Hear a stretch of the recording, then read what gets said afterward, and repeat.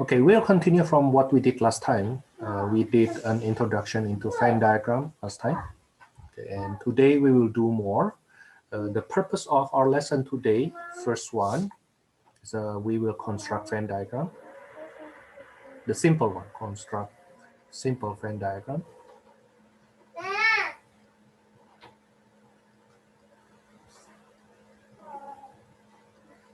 And then the second one is we will apply probability notation.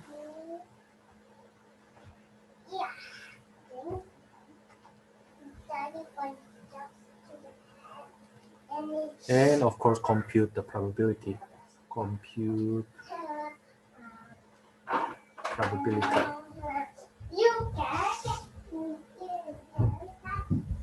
Okay, now the first three examples we do will be, well, it has to be on the simple one.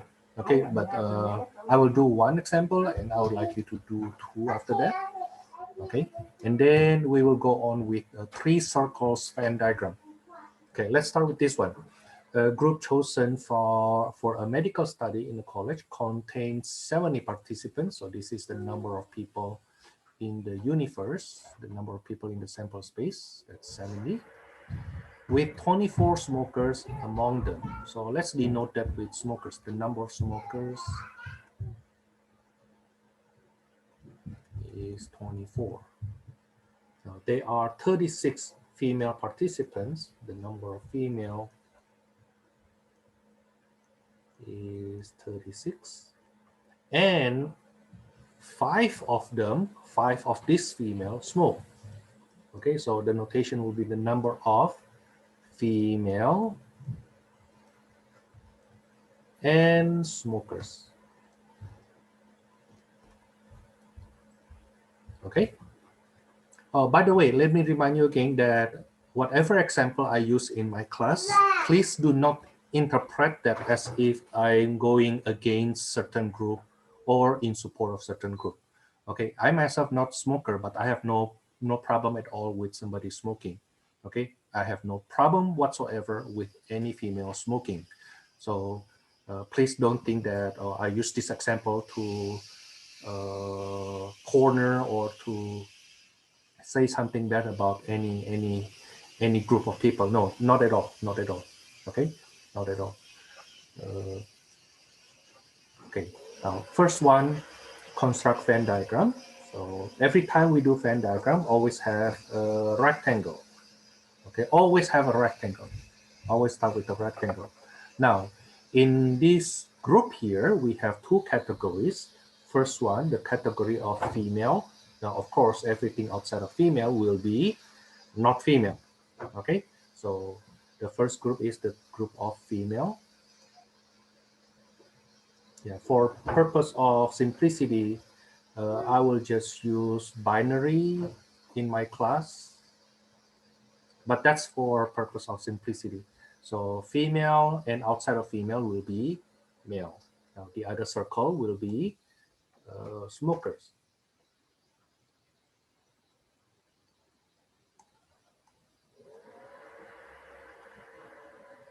Now we will create the Venn diagram furthermore. Okay, and how do we create Venn diagram? Always start from the innermost one. So the one that has the most overlap, in this case will be this part. Okay, now how many people, female and smokers?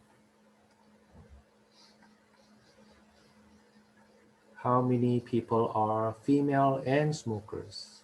There are 5, right? 5 of these females are smokers, right? Okay, so there are 5 female and smokers. So you see that the number I put there represent the number of people in female and smoker at the same time. Okay, now then we read backward. There are 36 female participants. So in the circle of females, there should be 36 people. 5 of them smoking. So how many people here? Female, but outside of smoking. Female, but not smoking. The total has to be 36. So 5 of them smoked. 5 of them smoked. So the other 31 not smoking. Okay, so you see the total that we have in the circle of female, the group of female, there are 36 female right now, right? Okay, now on the other hand, we look further into the smokers. How many smokers?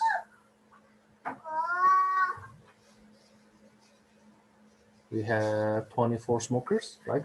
Now 5 of them female. So how many of them not female? The total has to be 24, right? So this must be 19 people. Okay, now this 19, later on you will see, represent number of people smoked and outside of female, right? Number of people smoke and outside of female. So the number of male smoker, to be more precise. Okay, but we are not done yet. Notice that the total is supposed to be 70 participants, right? So there should be some people outside here.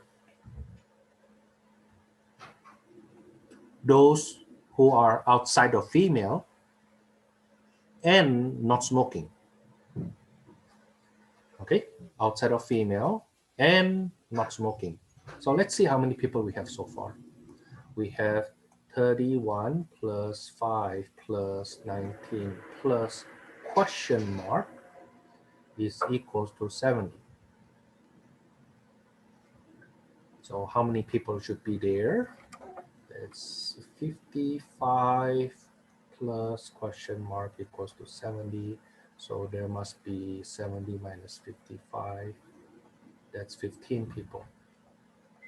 Right? So therefore, we have 15 people in the outside. Now, what is this 15 people representing? They are representing the group outside of female, which means it's male, and outside of smokers, which means not smoking. Okay, outside of female, outside of smoking. That's our Venn diagram. Any questions so far? If not, then I go to part B. In an experiment of selecting a participant from that group at random, write the notation, this is important, write the notation and compute the probability of selecting a female smoker. Notation first, probability of selecting a female and smoker. How many female smokers in this group?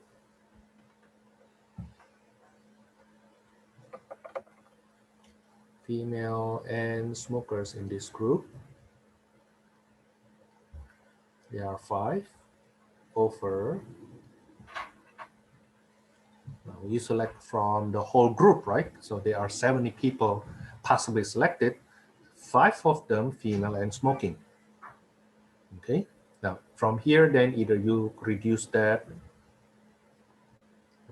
fraction or you change it to decimal.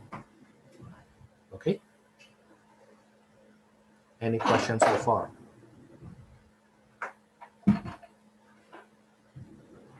So what I'm trying to teach you here is not only part A, construct the Venn diagram, but in part B and C, you need to know how to come up with the correct notation. Okay, come up with the correct notation. Now, computation is actually tend to be on the easy side. The number of people in that success group, like female and smokers, right? There are 5 of them, divided by overall number of people, because we select from that whole 70 people group. Okay, now let's repeat the idea. Let's go on with part C. In an experiment of selecting a participant from that group at random, write the notation and compute the probability of selecting either a male participant, so of not female, outside of female, or not a smoker, non-smoker. Either not a female or not a smoker. Now notice it is an or, means once it satisfies one category, like the first one, not a female, right? Not a female refers to this 19 and 15. That's outside of female.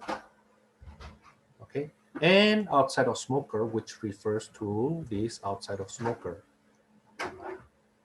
Okay. Now, the thing is because it's union, therefore, once you count it, once you count it at least once, then you count it in. Okay. For intersection, it has to satisfy all the requirement. For or union, okay, it just need to satisfy at least one requirement. So in this case, outside of female will be, there are 19 plus 15 people, plus outside of smoker, there are 15, which we already counted earlier, plus 31 people. Okay, we get 50, no, 60, actually 65, not 50, 65 over 70, which if we reduce becomes 13 over 14. Okay, so the notation and the computation. Any questions so far? No question? Now, if so, let me ask you to do a similar question. Let me ask you to do a very similar question. Again, when I wrote the question, I kind of like need to come up with a certain group, right? So I just use having a car or smoke, but please don't think that I have anything against or in favor of any one of the group, okay? It's just example, okay? Doesn't matter you have a car or not, you know, okay? And Professor, just one question. On the previous example, the 15 is just to get the total number of people, which was 70, but 15 don't really have a category, right? Oh, it does. These 15 are people, the number of people who are not female and also not smoking. Oh, okay. Thank you. Right? Yeah, because it's outside of female and outside of smokers, right? So it has some meaning. Thank you. Yeah, it has some meaning. But maybe I say this first. In some sense, you are correct. When we did part A, the reason I put 15 there is simply because the total has to be 70. The total here, the total numbers of people inside this Venn diagram is supposed to be 70. Right. Okay. Now, once I put that 15 there, then I realized, oh yeah, what is this 15 representing? Outside of female, which means they are males, and at the same time also outside of smokers. Means these 15 people are the number of males who are not smoking, who don't smoke. Does it make sense right now? Yes, that makes sense. Thank you. Okay. So to say that it doesn't have meaning, that's not correct, but I agree that at first when I did that 15, I just did it for the purpose of completeness for that Venn diagram. Later on, it has some meaning. We found out it has some meaning. Okay, but yes, that's actually a good point. Now let me ask you to do this question here. Very similar, okay, very similar. In fact, let me check. This question is from where? This is from Spring 19, Test 1. This is from Spring 19, Math 227, Test 1, number 10. Okay, let me give you 1, 2, 3, 4, 5, maybe 6 minutes from now. Maybe 7 minutes, so 4:24. Sorry, I forgot to record it. So this is the answer from what I asked you to do earlier.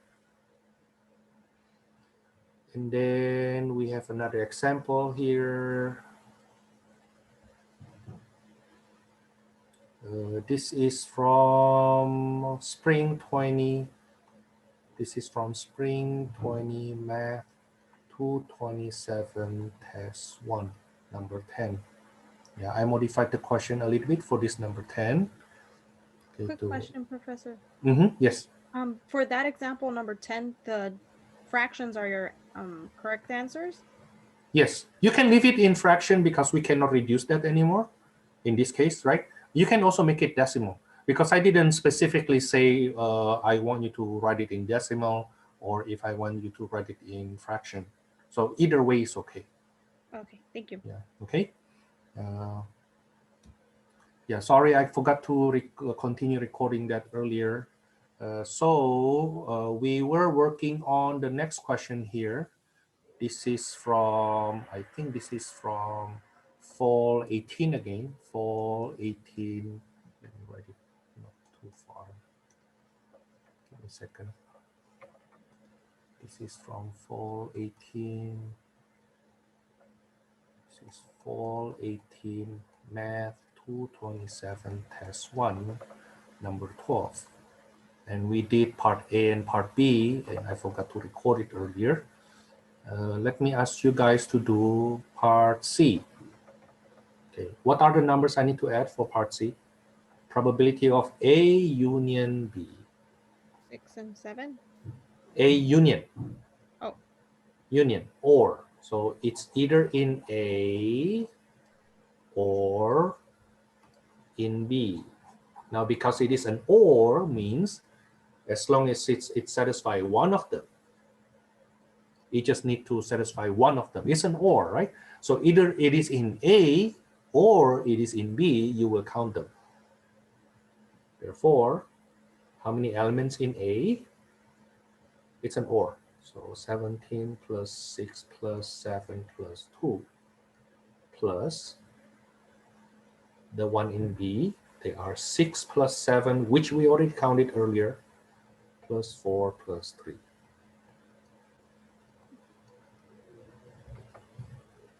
Okay, so 39. 22 plus 17, that's 39. Thank you. So 39 over 64. Now here, I convert that to decimal because the question requests for that.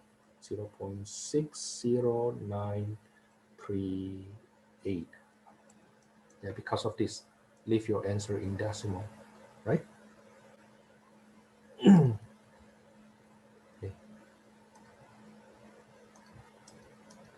Let me see, I'm recording this, right? Okay, let me record this. I'm sorry, let's go on with part D. Find the probability of selecting something from A, yet at the same time not in B.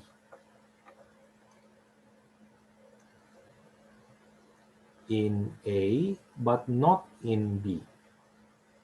So take a look on the number of elements in A. These are the number of elements in A, right?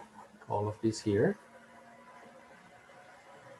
But of these elements, of this number of elements, how many of them not in B? 17 plus 2. That's right. That's right. So of those in A, only 17 plus 2 in B. Okay, so we get 19 over 64. That is equal to 19 over 64. That's 0.296875. Then I round it up. There are 5 decimal places, right? Wow. Do you feel that it's difficult? Yes. Then you are normal. Then you are normal.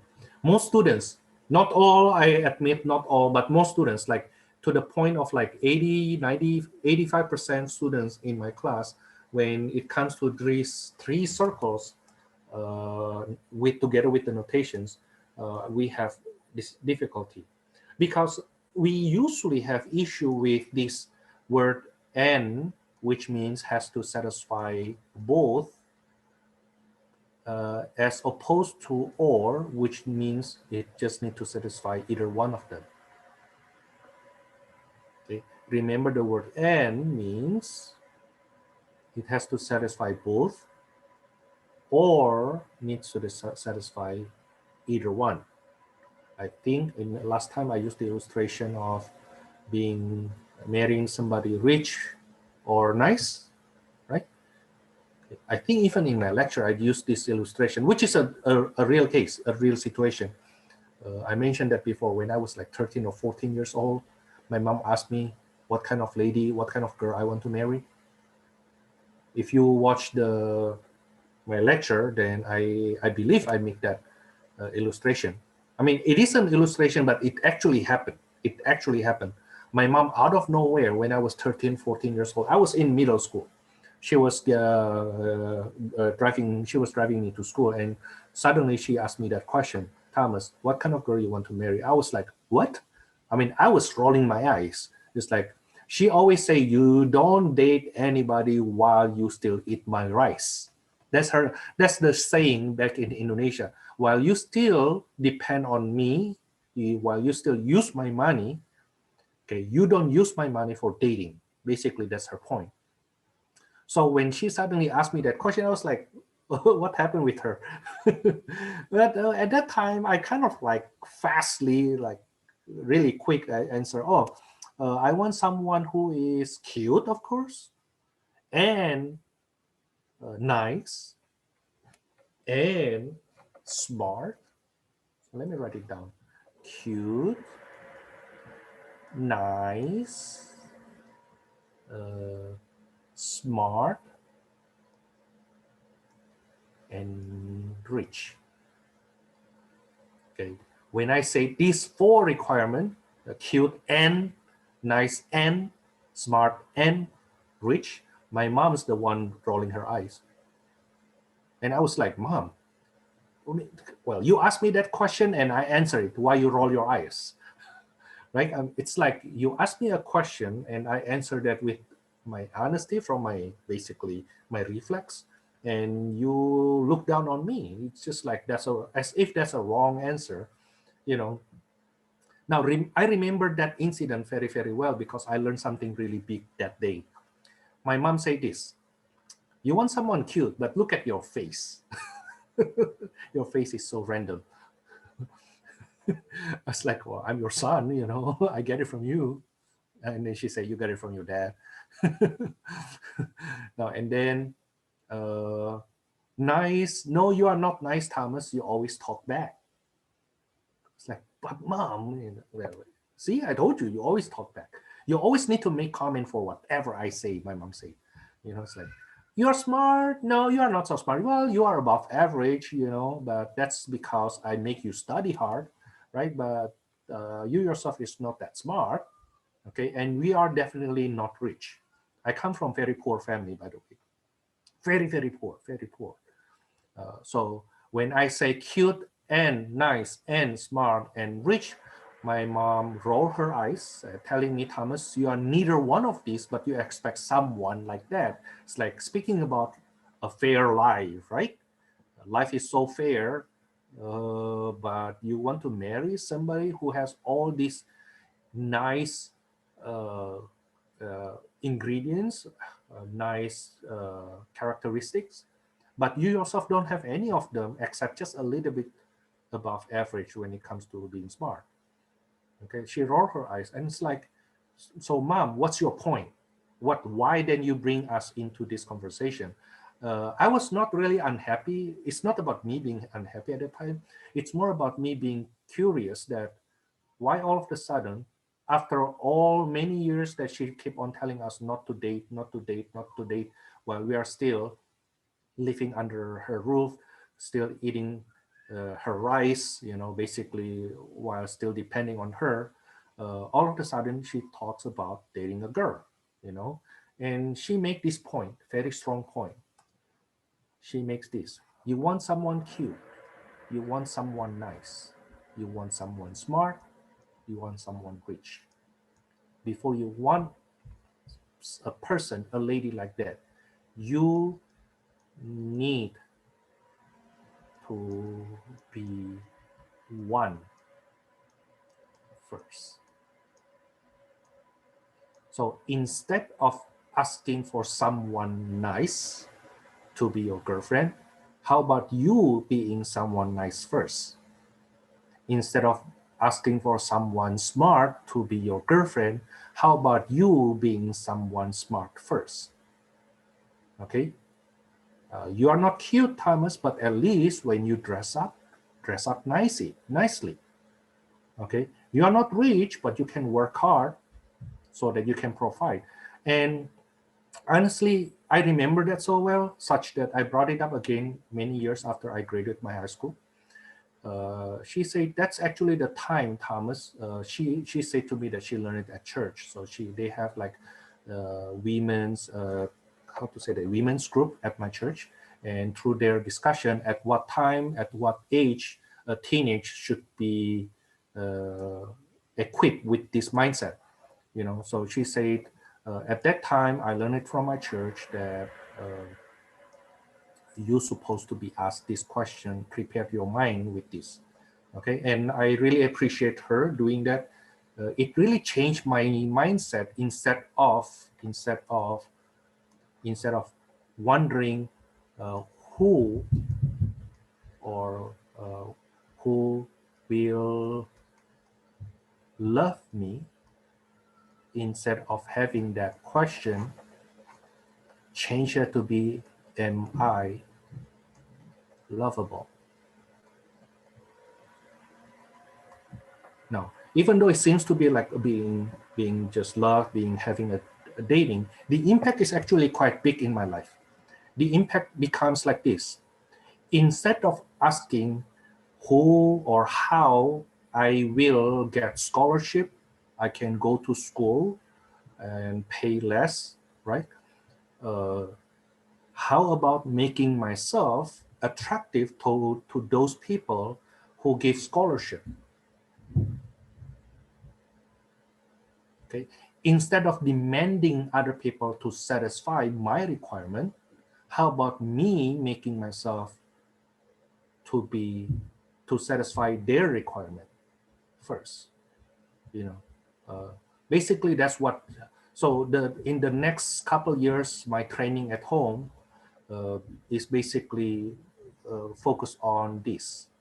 Now, I'm not saying that my mom give me a plastic surgery to be cute. No, no. And of course, it's up to you if you choose to do so. But I was so poor that that's not an option for us.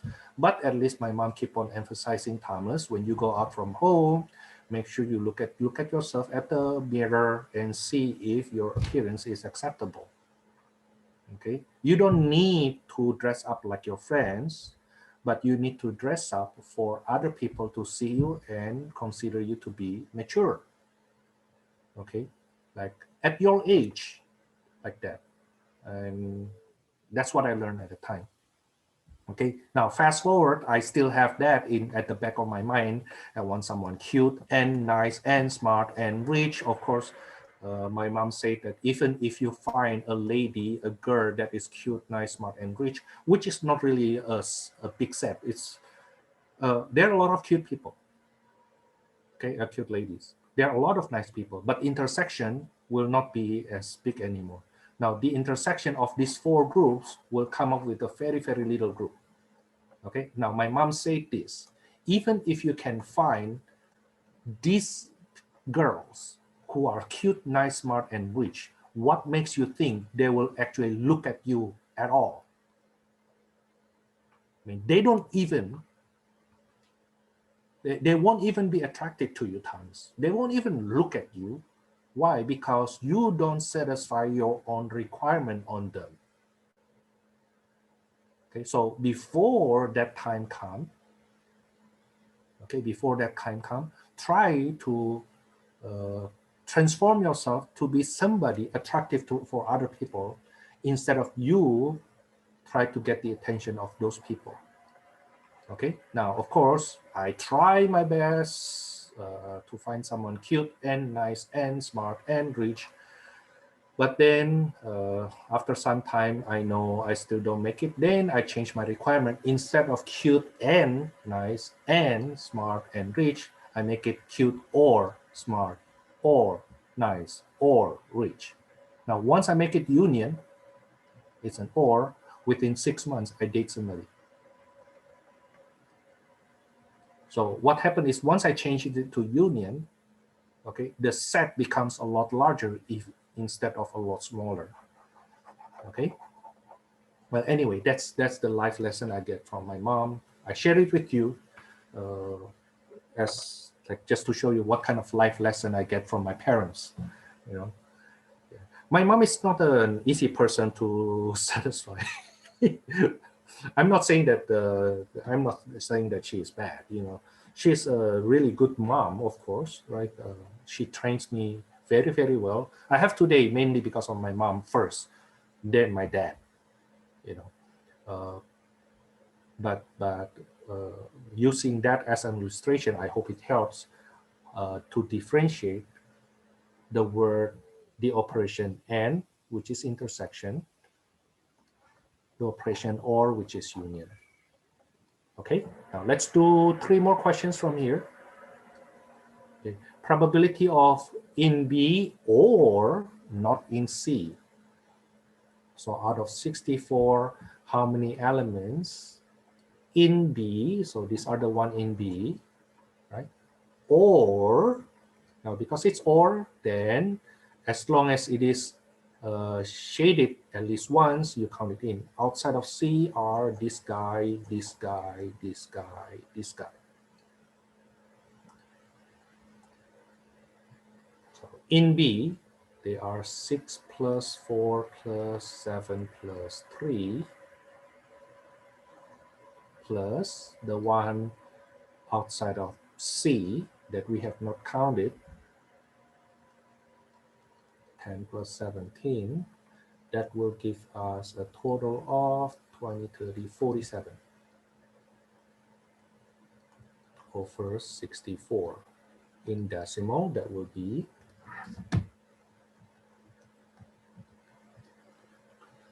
0.73438.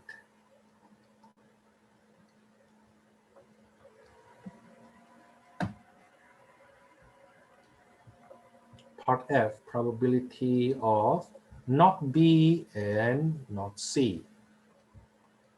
Not B and not C. Outside of B refers to this number of people, number of elements, that's outside of B, and outside of C. Outside of C refers to these, these, these, this. It's an N. So how many people or how many elements outside of B and also outside of C? Anybody?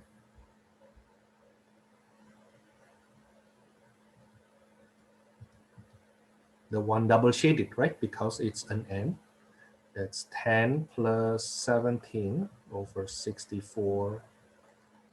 27 over 64 in decimal, that will be 0.42188.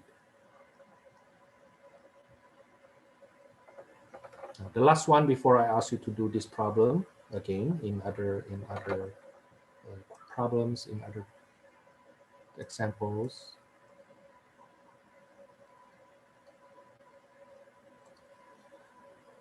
Outside of A, union outside of C.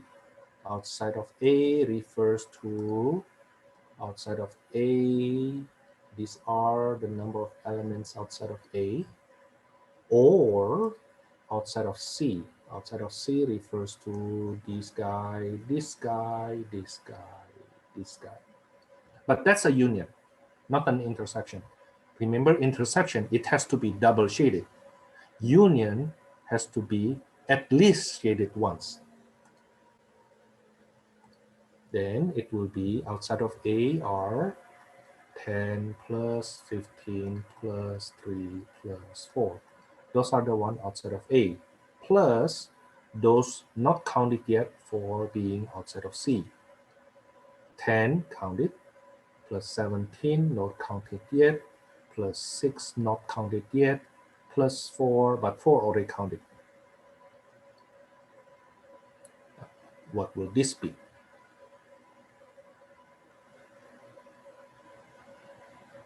20, 30, 45, 55, 25, 35, 55. Yeah. So that will be 55 over 64. I get 0.85938.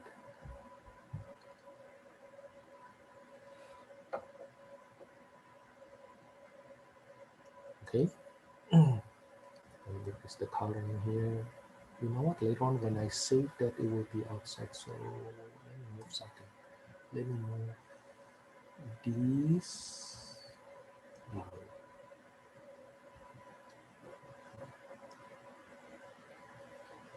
Okay.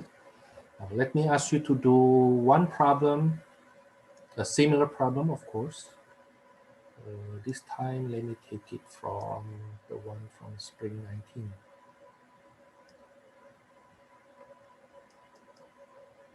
Oh, this one is similar to the one. No. Let me go to spring 20. This one is better. Give me a second. Let me copy it.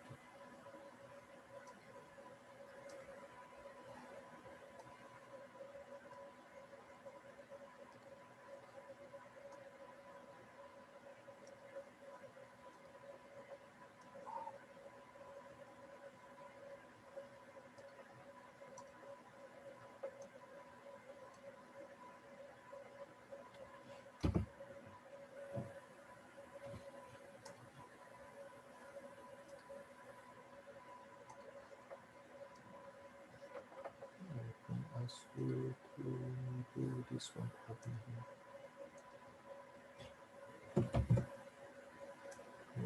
So that it's easier to see.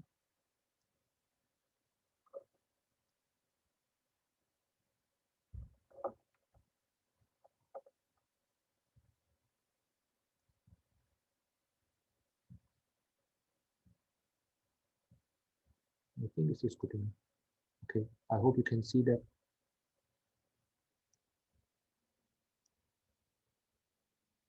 A similar question. Okay.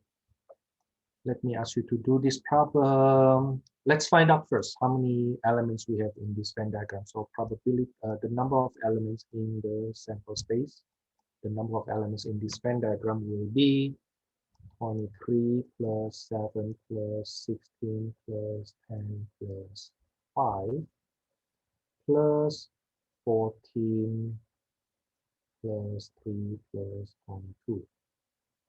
Make sure you don't miss anything though. 30, 56, 61, 75, or 100. Okay, nice number. And the answer should be in simplified fraction. This time it is in simplified fraction. So whatever fraction you have, you reduce it. Okay, simplified fraction. Okay, let me give you some time to do this problem. Okay, do as much as you can in how many minutes? Let me see. In 15 minutes. How about that? Okay, in 15 minutes. So we come back at 5:30, you are done. 5:30, you are done.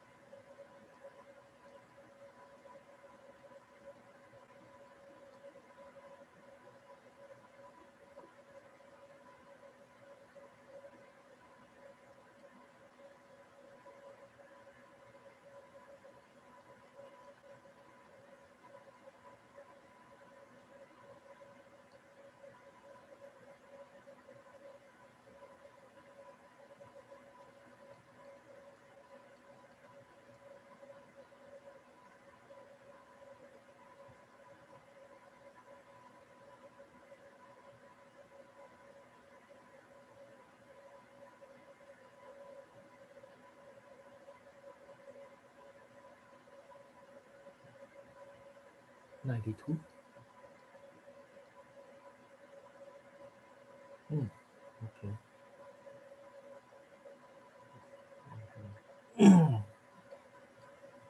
Now, of course, we are not done yet for some of them because we still need to reduce the fraction. Okay, but do you get this so far? Or do you have any Yes. question?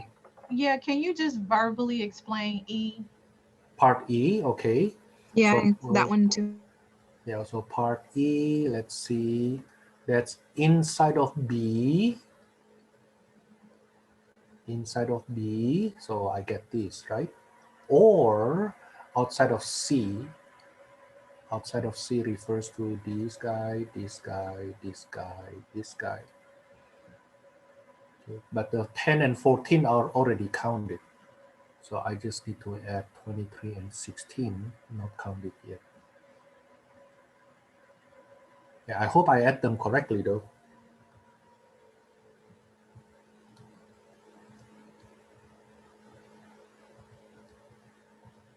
Yeah, I get 71. So 71 over 100. Is it okay? Yes, thank you. You're welcome. Anything else? Anything else? No more. Okay, now let's continue. Once we're done with the Venn diagram, we may come back to this.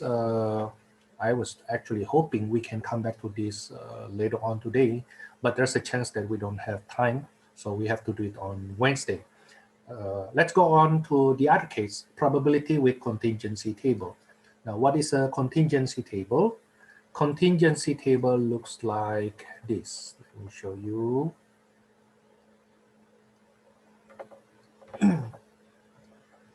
So instead of Venn diagram, contingency table looks like the following.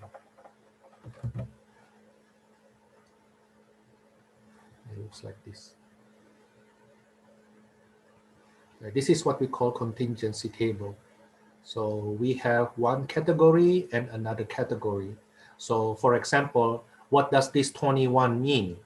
There are 21 people, like if we read this, there are 21 people who has a final education level is associate,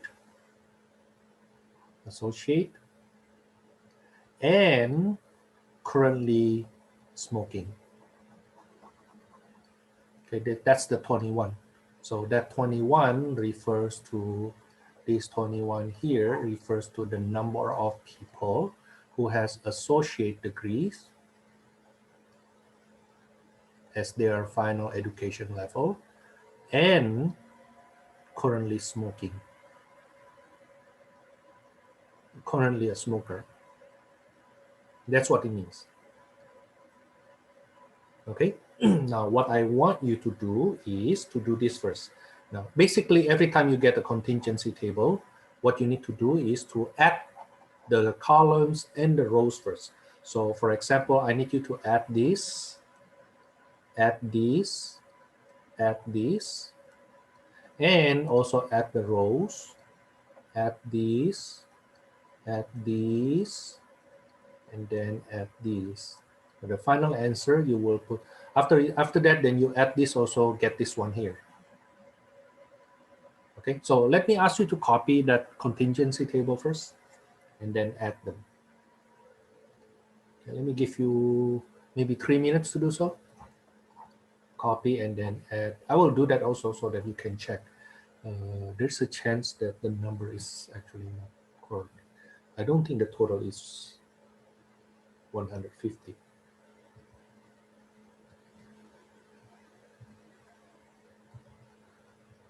And the total is only 140.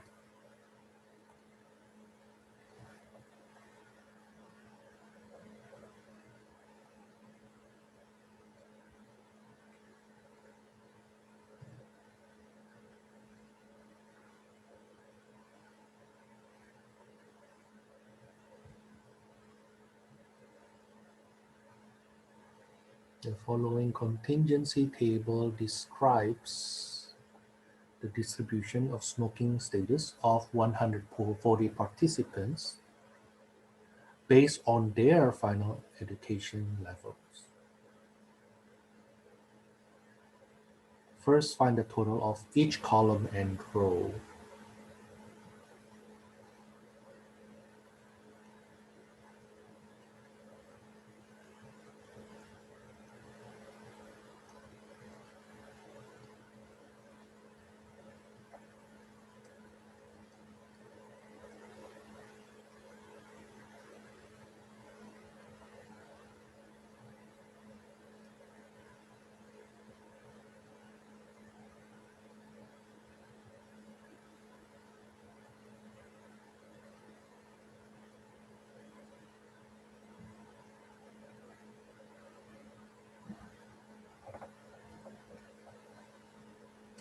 Oh, I'm sorry. Am I recording this? Yeah, I'm recording this. You know what? I need to go back to that Venn diagram. I was not done yet. Remember I said earlier that this is supposed to be simplified fraction, right? So I need to simplify each one of these fraction here if they are simplifiable. Okay, now the reason I need to come back here because I want to teach you how to use calculator to really simplify a fraction. The one we have here actually quite easy. It's over 100, so you will reduce by 5 or by 2 or by 10 or by 20, so on and so forth. But let me show you how to use calculator to reduce a fraction. Yeah, suppose, for example, 32 over 100, right? How do we use our calculator to reduce that fraction? Then you type first 32 divided by 100, okay? And then we will convert to fraction, okay? It's already fraction, we know. It's already fraction, but when I convert that to fraction, calculator will reduce that at the same time, okay? Now, then how to do that? You go to math, the third from the top on the left-hand column, and then convert to frac. The first option, this one here, convert to frac. Okay, convert to frac. And then you press enter again. That's 8 over 25.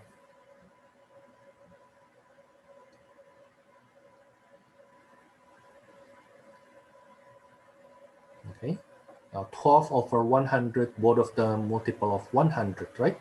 Yeah, both of them multiple of both of them multiple of 4. So you can reduce by 4. That should be 3 over 25. But let's confirm that using our calculator. So 12 over 100. Okay, we want to convert that to fraction. Enter. You see? Now, how do we know if that fraction already simplest?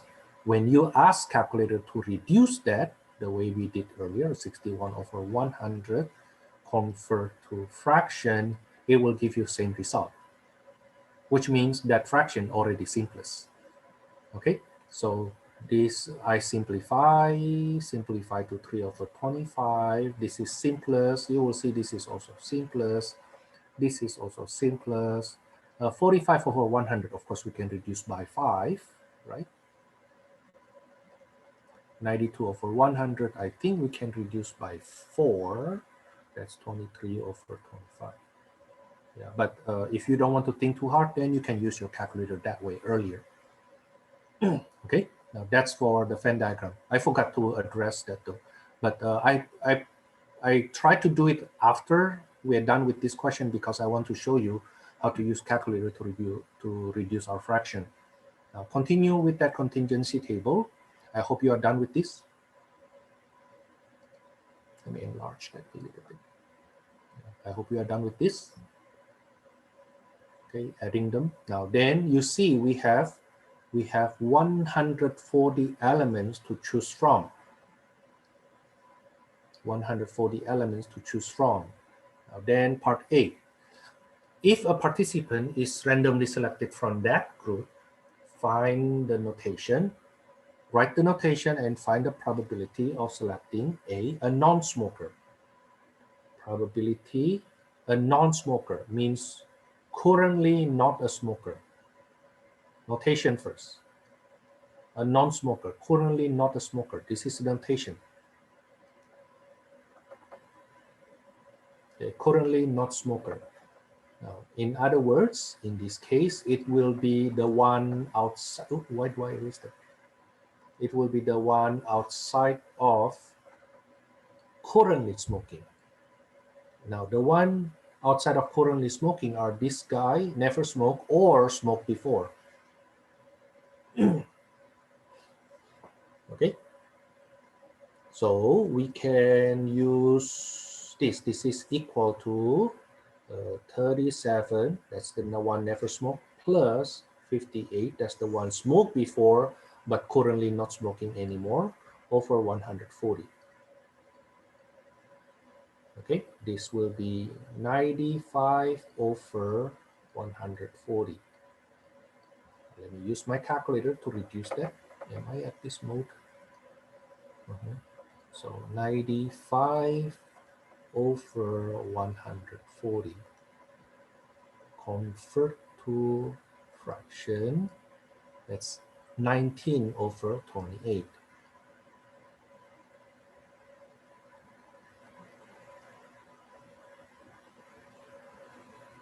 Okay. Well, by the way, that's the first method. There's another method though. There's another method. The other method we can use is this. Remember that probability of not A is equal to 1 minus probability of A. Right? Because it's you are either in A or outside of A.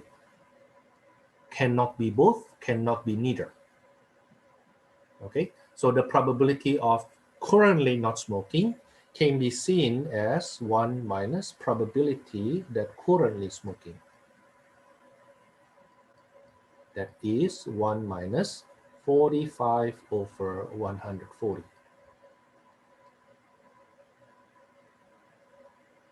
Okay, now, you're supposed to know how to do LCD though, right? 1 is now rewritten as 140 over 140 minus 45 over 140. That's 95 over 140 reduce, give us 19 over 28. So in my test, you can use either one of these. Okay. If you ask me which one I prefer, I actually somehow prefer the first one. Why? Because I like to think simple. The one outside of current means that person never smoked or smoked before, but not anymore right now. Okay. Now go on to part B. What's the probability that we select, write the notation and find the probability of selecting a former smoker with bachelor degree. Probability of selecting former, and that former smoker has bachelor.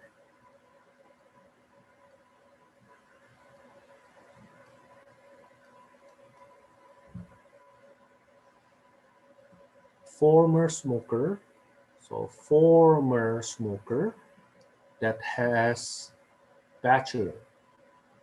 How many you see? Intersection. So it has to be double shaded. Do you remember? Right? It has to be a former smoker and also at the same time has a bachelor degree. And you will see we have 22 over 140 reduced to be 11 over 70.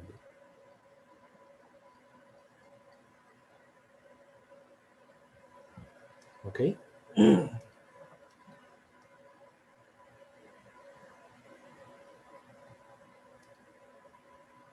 Now part C, probability of selecting a smoker means currently a smoker or somebody whose final education level is associate.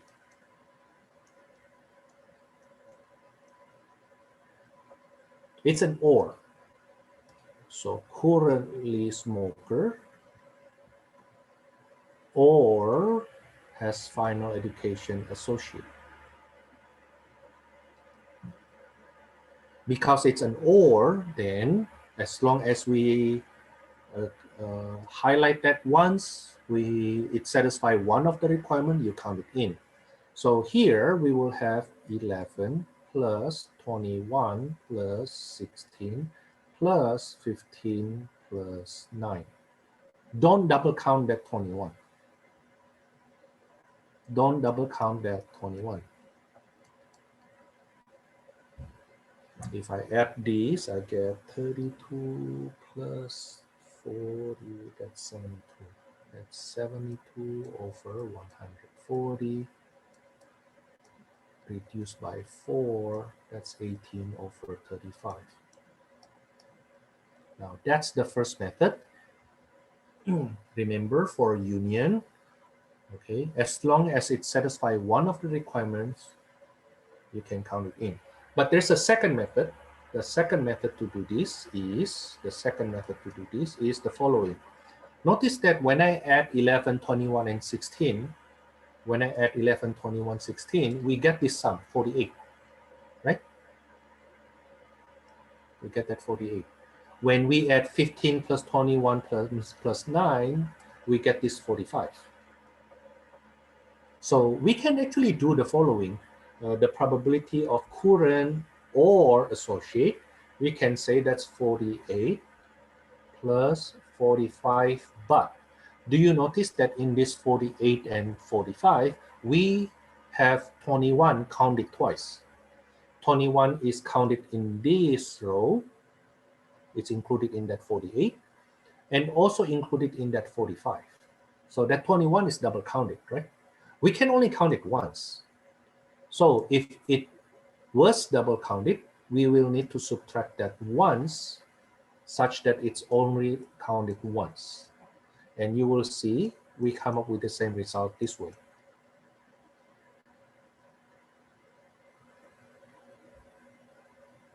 Okay, so we will get 93 minus 21, that's 72 over 140, which still gives us the same result, 18 over 35,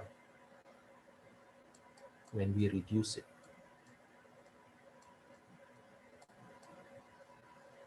Any questions so far?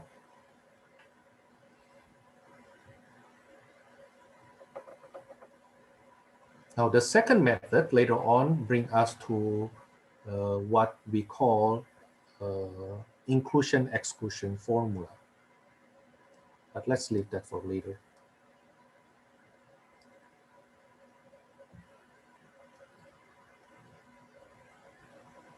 Part D.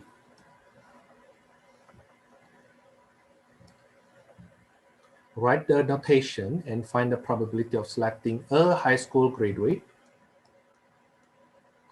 but never smoke.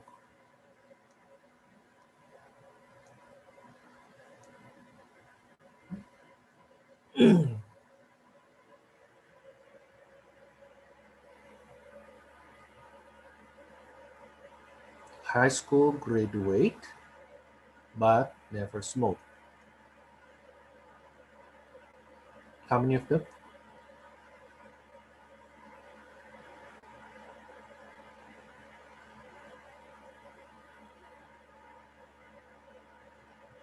High school and never. High school and never smoke. Now, because it's an and, then it has to be double shaded. How many are there? There's 14 out of 140, reduced by 14, we get 1 over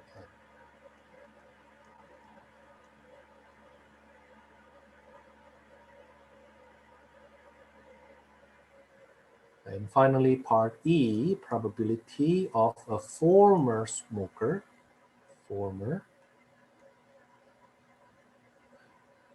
and without bachelor degree, so outside of bachelor.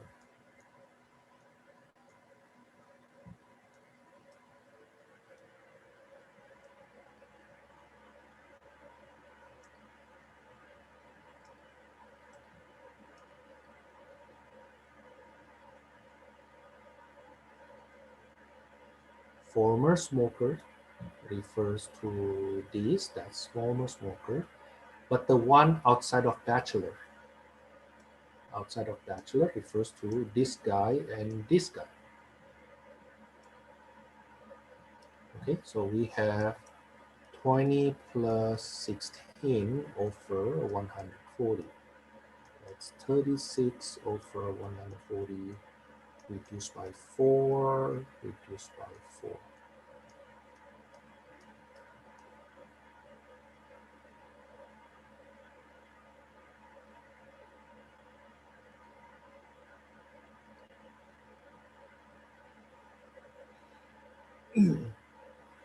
Okay. Now let me ask you to do one more problem then before we take a longer break. Let me see.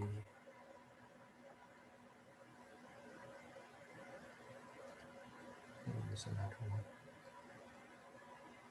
Oh, this one is better. Let me see.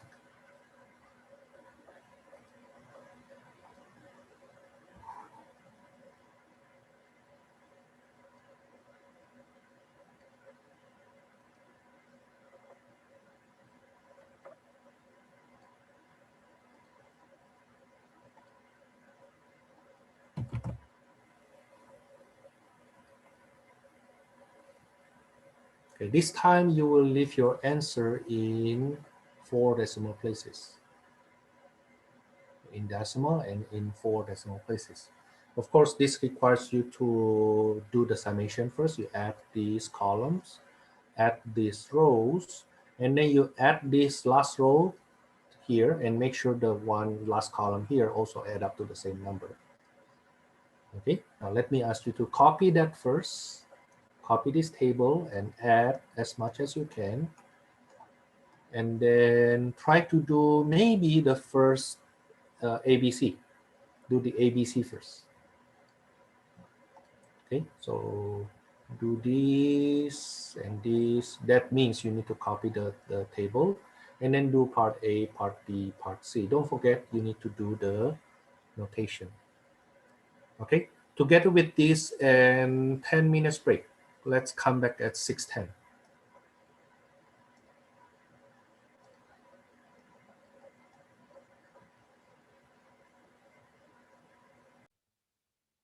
I almost forget to record it. Okay, yeah, I just received bad news. My mom's cousin back in my hometown just passed away because of COVID.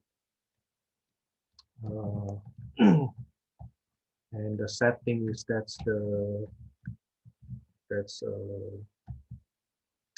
second sibling in the same family that passed away in the last 3 days. His older sister, actually their oldest sister, so it's my auntie, my mom's cousins, my auntie, the oldest sister passed away 3 days ago due to heart problem. It's been long term. It's been long term for that auntie, but for this uncle, it's all of a sudden. So I get distracted with that. Sorry.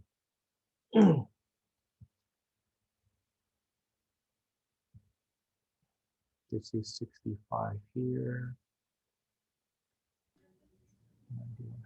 110, 138, 30, 45, 59. So 65 plus 138 plus 59. Does it give me 262 also? Yes, it does. Okay. Thank you very much. Let me finish this first and then I share with you my thought on COVID. I did this basically in all my classes, but I want you to be healthy more than just passing this class. Okay.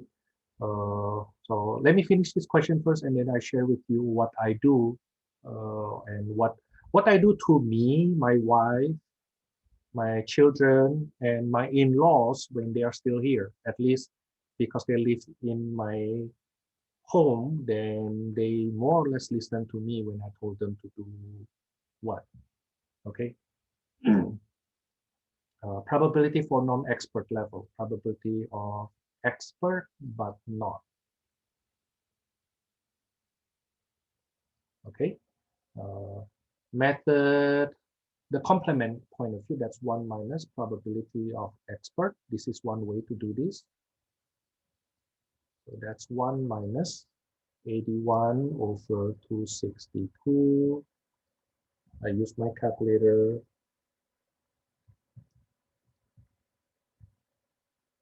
That's 1 minus 0.30916.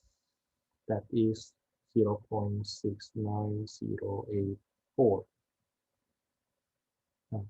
Earlier, we called this the second method. The first method was you add those who are not expert. So it's 43 plus 68 plus 70 over 262. That's 130, 170, 181 over 262. It should give you the same result.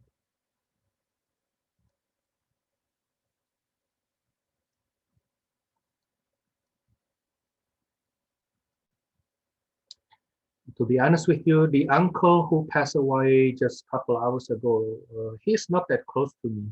But the auntie who passed away 3 days ago was pretty close to my family, and especially also to me because that auntie didn't have, they don't have any children. So basically, she took all her nephews and niece as her own children. She's a very lovely lady. Don't get me wrong.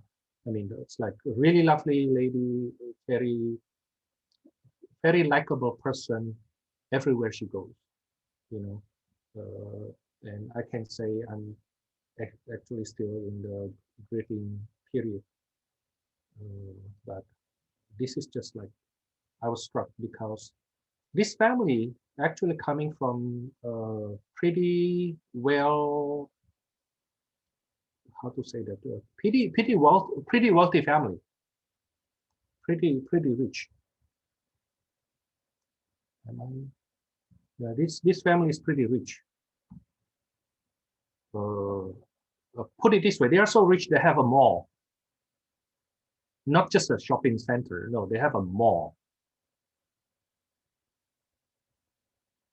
Not only in my hometown, in at least, as far as I know, like 3 or 4 big cities in Indonesia. My hometown has become the 3rd biggest city in Indonesia. And yeah, they have some malls. So you can see that even though they are rich, it doesn't help when it comes to coffee. Okay. So more than just, it takes more than that. So, part B, probability of selecting a beginner level with STEM major, beginner, and STEM. Anybody can help me with this? How many?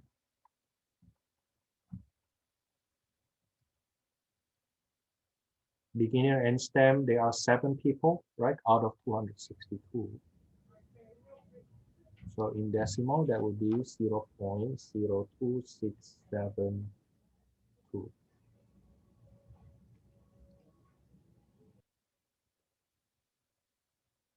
Part C, probability of social science or intermediate level.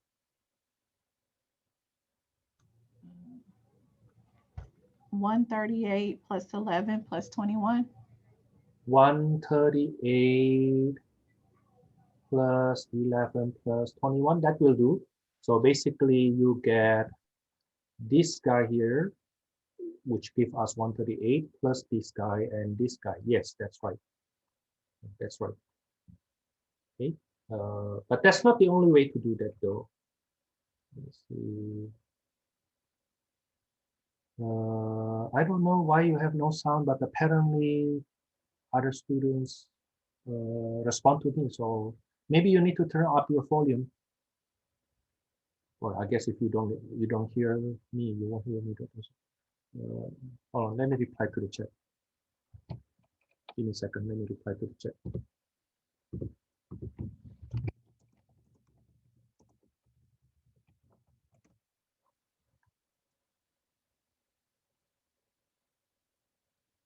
Okay, over 262. That will be, let's see, what do I have on the numerator? 138 plus 32, 170 over 262.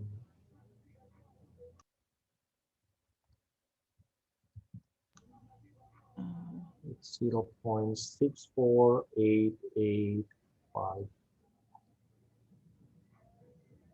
Now you may prefer to do it another way. I mean, that way is totally fine. It's great. Another way is you look at the sum for social science. They are 138 plus the total for intermediate, which is 70, minus the 38 double counted. Okay, you will get the same result. You will get the same result. Okay, that's for part C. Let me go on with part D. Write the notation and write the probability of selecting an interdisciplinary major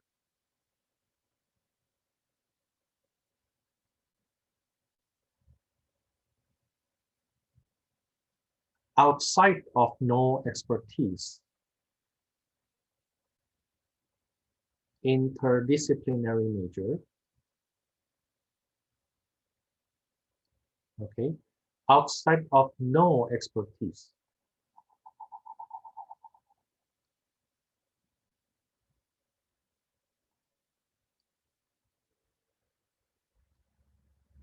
Intersection, no expertise, but outside of that. Outside of known. Then that will refer to 9 plus 21 plus 14. 14. That's 44 over 262. That's 0.16794. Lastly, part E. Write the notation and find the probability of finding or selecting a non-stem, so outside of stem, with no technical expertise at all. So outside of stem refers to these. Okay, and no technical expertise at all. And because this is an N, it must be the 20 plus 15 over 262.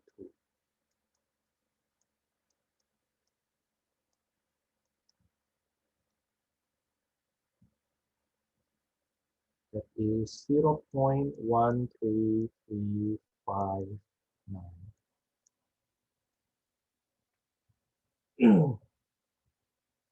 Okay, now remember that I already asked you in the past, I already asked you to try working on some of my test one, number 1 to number 9, right? Okay, now with what we learned today, you can do already today. With what we learned today, you should be able to do number 10 to number 13. 10, 11, 12, 13.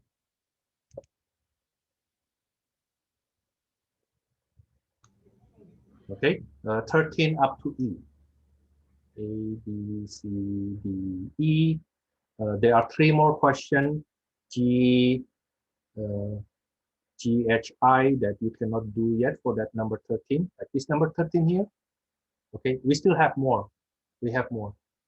This is for A, B, C, D, E. So we have actually 4 more questions from this number 13 that we cannot do yet until this Wednesday. You need to watch lesson 7 first. Okay, you need to watch lesson 7 first. By the way, this lesson 7 that you will watch by this Wednesday will be the last lesson for test 1. So by the end of this week 4, okay, this Wednesday, after you watch that lesson, then we do some problems from our previous test, like what I do right now. Then you should be able to do problems from my test 1 already. Okay, so this weekend you can already study for your test 1. Okay, this way you have 2 weekends to study because your test 1 is on week number 6. Okay, your test 1 is on week number 6. So you have 2 weekends to study for your test 1, and I hope you can really take that chance. Okay, now the remaining part of this number 13, we will need to wait until Wednesday. Let me go ahead to the easy part. The next topic is on inclusive exclusive formula. Thomas, can I ask you a question about that before you move on? Yes, you can. So the answer says leave in 4 decimal places. So does that mean, I did it in 5 decimal places, huh? I'm sorry. It should be 4 decimal places. okay, with Yeah. that, do we round up using the 5th decimal place or just leave it as is? Does that make sense? We'll follow the rounding method that we learned in algebra. So for example, if I have 0.69084, this is 5 decimal places, right? And I want to round it to 4 decimal places, then I need to see what is the 5th decimal places. I need to see what's the 5th decimal place. If it is less than 5, then I just round it to 0.6908. However, if I have 0.69087, let's say, because then the 5th decimal place is 5 or more, then I have to round it up to 0.6909. So for letter C, would it be 0.6489? That's correct. Okay. Yeah, that's correct. But I need to see again. Yeah, that's correct. Huh? Yeah, that's correct. So because this number on my calculator is 0.648854, blah, blah, blah. So we look at the 5th decimal place. If it is 5 or more, then it becomes 0.6489. Let me correct. Yeah, thank you though. Your correction is actually important because I did say that we round to 4 decimal places, but in application, I actually rounded to 5 decimal place. Yeah, thank you. So this becomes just 4 here.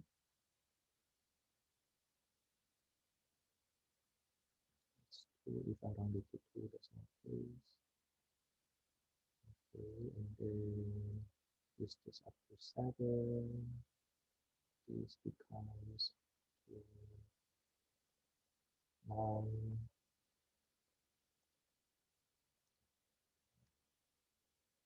This becomes down to 4 because the next number is 6.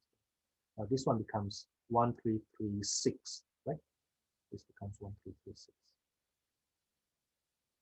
So thank you for your correction. I overlooked that.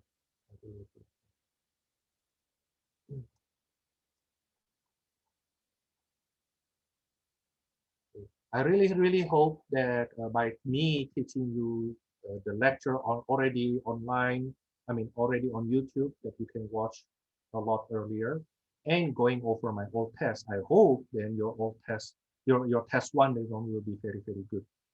Do we get any study guides for this upcoming test? No more study guides. I already have the old test on my website, so no more study guides. Okay, no more study guides.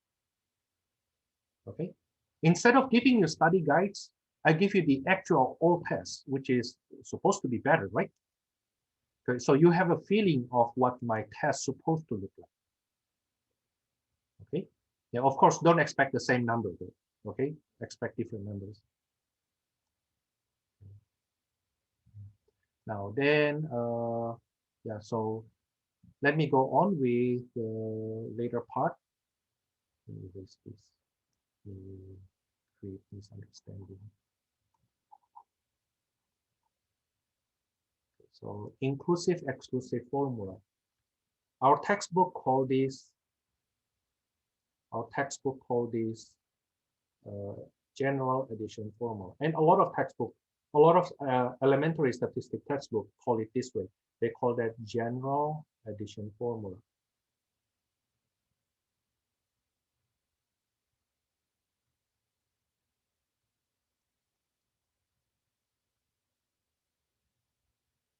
But for if you come from other subject, a wider or a bigger subject other than just statistics, we call that inclusive exclusive formula. I'm sorry, not inclusive. Inclusion exclusion formula. I said it wrong. Inclusion exclusion formula.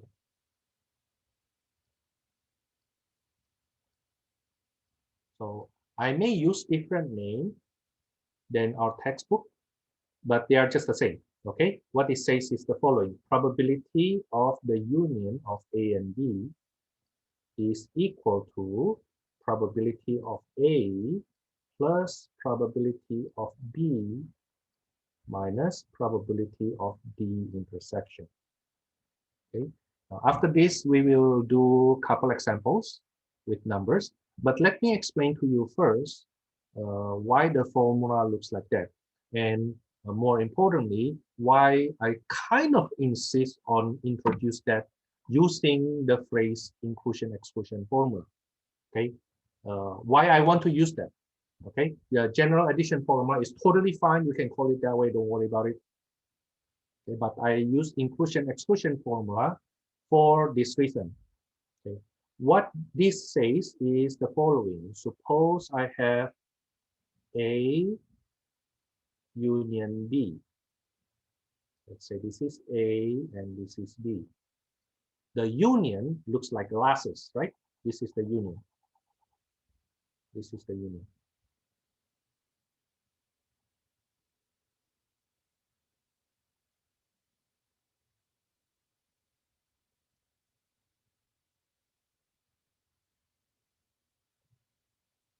That's the union.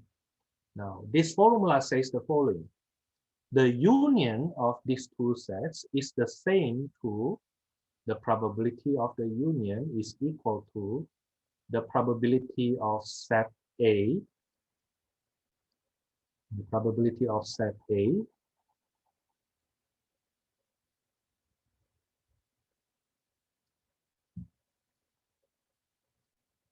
plus the probability of set B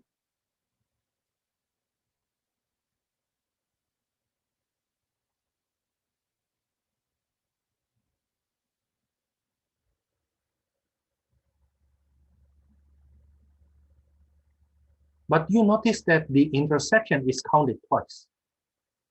You see that? Okay. This part here is counted twice. We already have the intersection here, but we count that intersection here again, while in the original statement, you're supposed to count it only once. Right? Do you see that? Okay. So the idea is we include them first. So probability of A plus probability of B. So we do the inclusion first. Okay. And then we exclude the intersection. I hope that explains why the name is inclusion exclusion formula. And that name is not from me though. That is, I'm not the one who say, oh, we name it inclusion exclusion formula. No.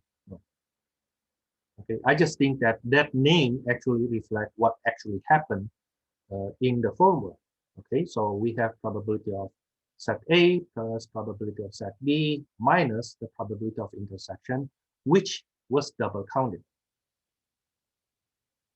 Okay, now the thing is, when do we use this formula? When is the appropriate time to use this formula.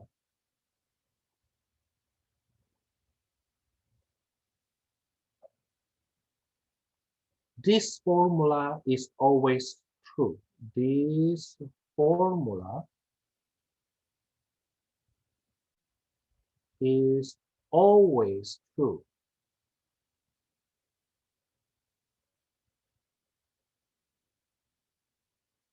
Now the thing is, but notice that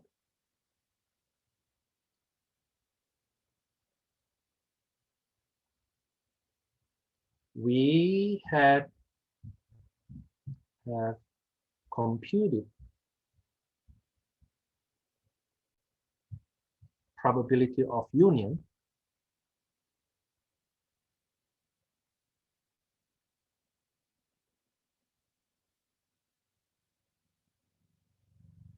when we are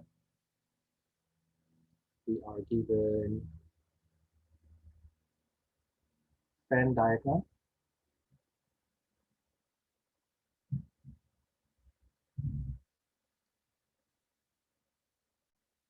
and also when we have contingency table.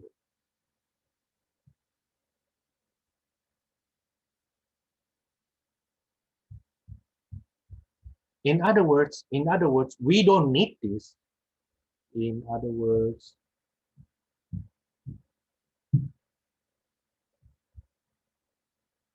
we don't need this formula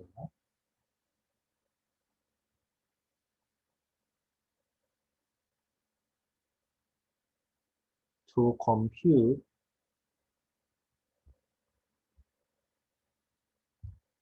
probability of union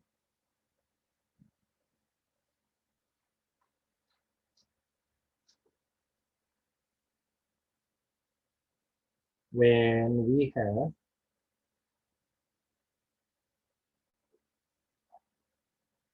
Venn diagram or contingency table. But Thomas, hold on. But can I still use this formula even when I have Venn diagram or contingency table? Yes, you can. I just think you must be working too hard. Okay. The reason this formula is being created, is being done, is being made, because we may have situation where the Venn diagram nor contingency table given to us. For example, suppose we are given the following, a simple one first. Let probability of A is 0.6, probability of B is 0.7, and probability of D intersection A and B is 0.5. And the question is find probability of the union.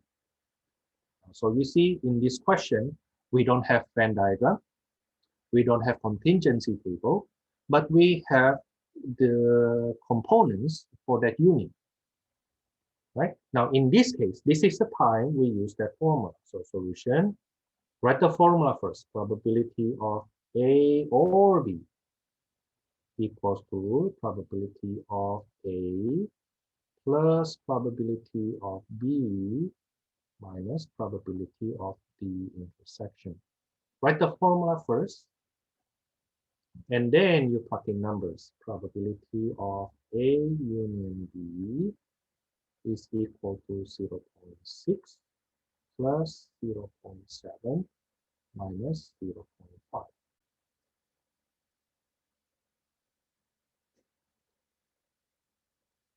That will be 0.8. Any question? Anytime you apply a formula, write down that formula first and then plug in numbers. Okay, write down that formula first and then plug in numbers. This is the easiest example I can get for you. Let's do another one example, slightly more difficult, but actually not if you listen to me. What do you mean by listen to me? Write down the formula first and then plug in numbers. Okay? Let's say, let probability of A equals to 0.8.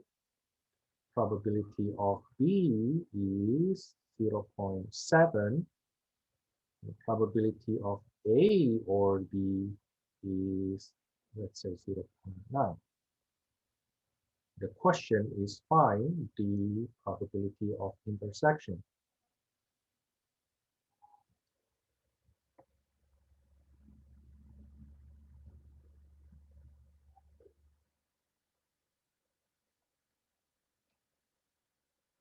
Write the formula down first. Okay, probability of the union of two sets equals to probability of one of the set plus probability of the other set minus probability of the intersection. Now, then you plug in numbers. We know we are given the probability of the union, 0.9. Probability of A, 0.8. Probability of B is 0.7 minus probability of intersection that we are looking for.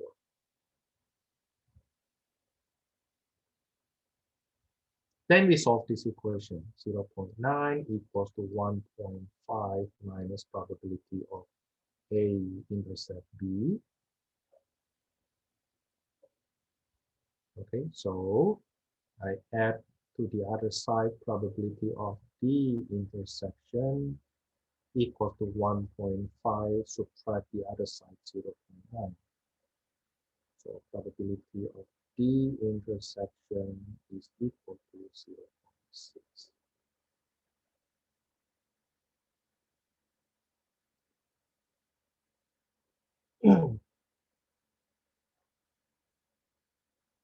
Okay.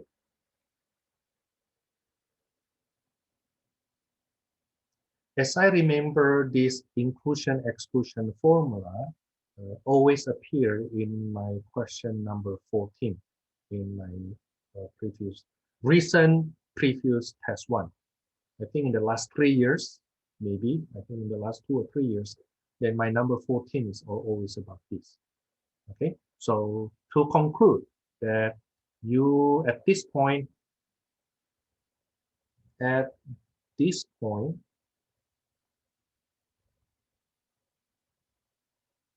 we have done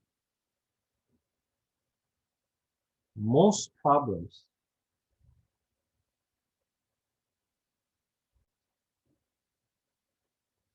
from previous test one.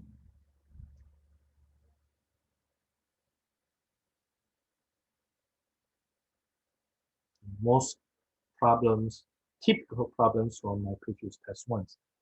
Now on Wednesday, I will do the compound events. Let me write it down here, but I will not save this later. Compound events.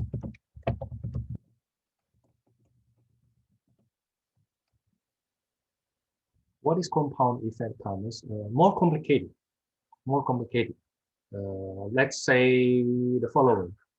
Let's say, for example, suppose in a box there are, let's say, 6 red marbles and 4 blue marbles.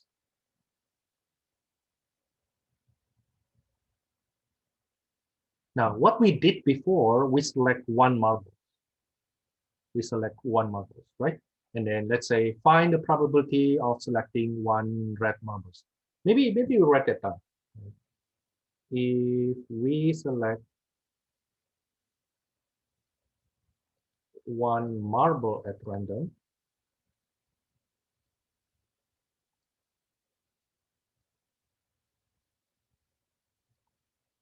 write the notation.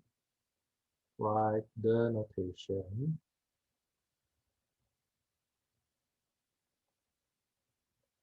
And compute the probability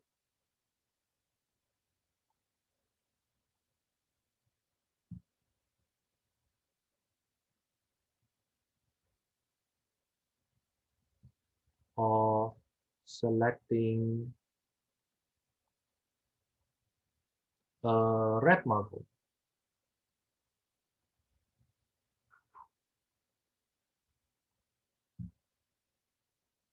We select only one marble. So probability of selecting red, that's the notation, will be, anybody can tell me? It should be easy for you.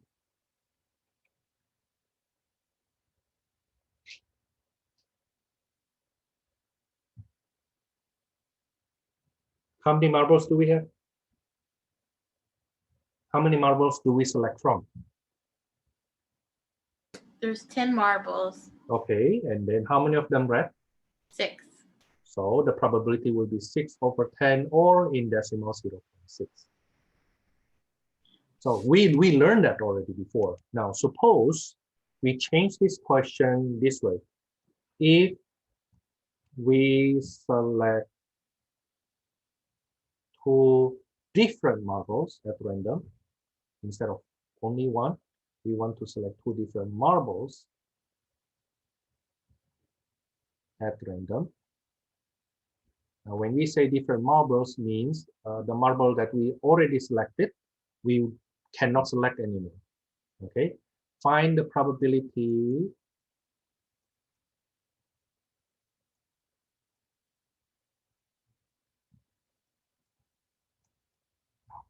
of selecting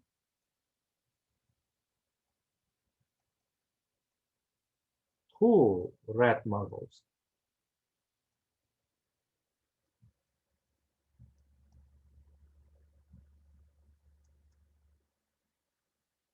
So basically probability of selecting red and then red again. Probability of 2 red, right? That's the same to probability of selecting a red, then another. The way we see this will be as the following. Think of it this way. You have 6 red and 4 blue. Okay. Even though we will select 2 marbles, we will do it one by one. What is the probability? The first one is red.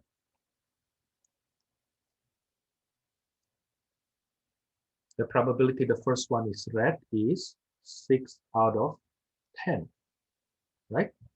Now, once you select one red marble, and because you cannot select the same marble anymore, before you select the second marble, this is the configuration of your box. Okay, now what is the probability you get another red? Okay, so probability of getting the first one red is 6/10 times, what is the probability the second one is also red? How many marbles do we have now? 5. 9. How many of them red? 5. 5.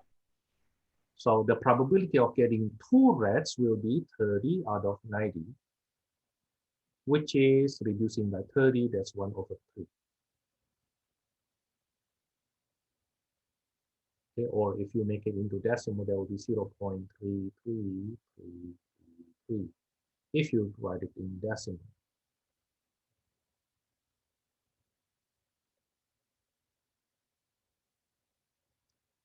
Let's change the question. The same idea, the same procedure, but find the probability of selecting 2 blue. 2 blue marbles.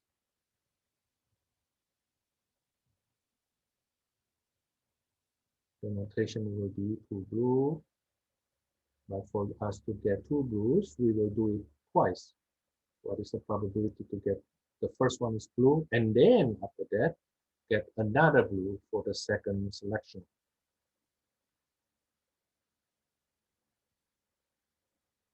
So think of it this way. So we start from this, right? Okay, 6 red, 4 blue. You select 1 blue. If you select 1 blue, then how many red left in that box?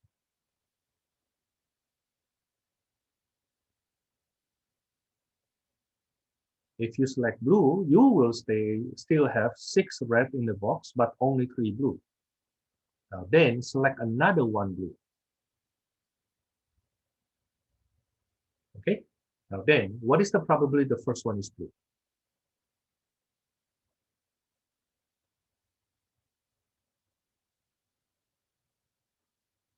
How many blues?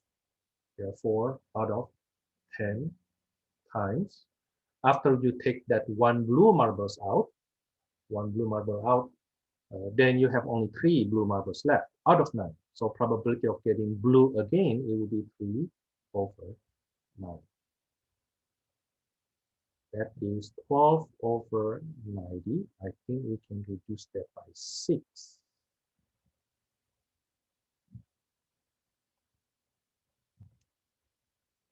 Two over 15 give us 0.13333.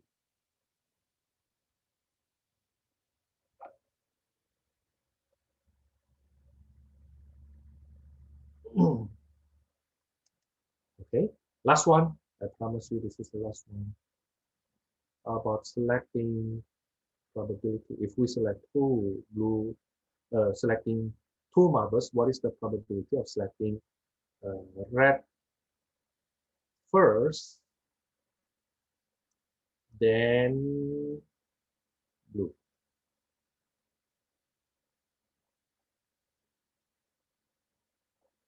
Now, this is not the event. This is not the same to the event of 1 red, 1 blue. No, it's not. It's not. Okay. Because 1 red, 1 blue may be blue first and then red. Okay. But this one is clear, then red, then blue.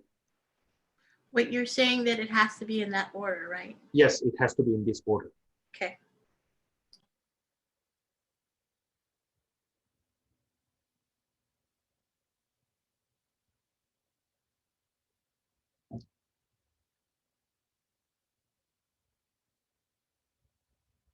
Can you tell me the notation, like the numbers, before you multiply? The first one, red, what's the probability? 6 out of 10. Okay, times probability of getting the blue next. 4 out of, well, it would be 4 out of 9, right? That's correct. So that's 24 over 90, which is 4 over 15. In decimal, that is 0.26667. Okay. Now, before I go on, let's imagine the sample space if you select 2 marbles. What we are doing here is more difficult than what we did earlier, but this is one of the foundation of counting cards. Okay, now we have blue and red, right? We already seen that if you select 2 marbles, the possible outcomes are red, red. That's the first case we computed. The second possible outcome is blue, blue, if both of them blue. Or red then blue, or blue then red. Okay, so if I write the probability distribution, let's say this is the outcome, and this is the probability. Red, red has probability 0.33333. Blue, blue is 0.13333. Okay, and and then red then blue is 0.26667. Are you with me? Okay. Now then probability of blue then red, we can compute by subtracting the sum here from 1. Which in my opinion is actually a difficult way. Okay, but you can try. So you get this total here, and subtract that from 1. How can we do that, Thomas? Well, because there's no other possible outcomes, only these 4 possible outcomes. If we know the probability for 3 of them, we can subtract the sum of their probabilities from 1 to get this part. Okay, even though we can actually do it easier way. How easy, Thomas? Well, just compute it directly. Let's just compute it directly. What is the probability of selecting blue first, then red? If you compute this, you will get whatever number you get earlier if you subtract the sum of those probability from 1. Okay, I can tell you the number is 0.26667, the same to what we have earlier. Okay, is it a coincidence? Actually, not a coincidence, but you can compute it this way: probability that blue, then red. That will be 4/10 times 6/9.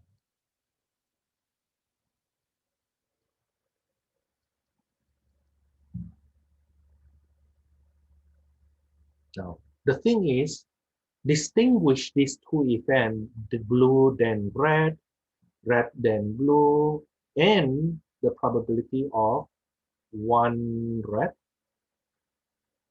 1 blue, because the last event here is regardless the order. As long as you have 1 red, 1 blue. But the event of having 1 red, 1 blue are actually both of these 2 events. So the answer, if you do it right, we will do this on Wednesday. Okay, so if you don't get it, you're totally fine. This will be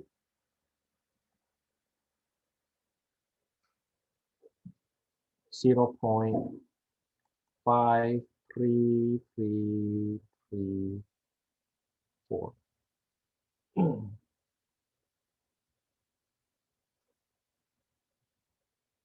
Okay, but don't worry about that. We will do that further on Wednesday. So on Wednesday, we will deal with compound effects. Okay, instead of taking only one marble, select one person or one element, we will select more than one. But the way we do that, we basically do select one repeatedly. That's what we did here.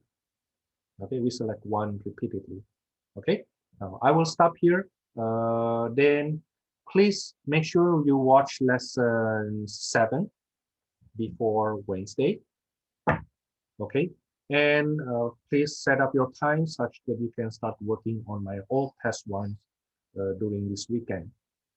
Okay, that's for today. See you then Wednesday.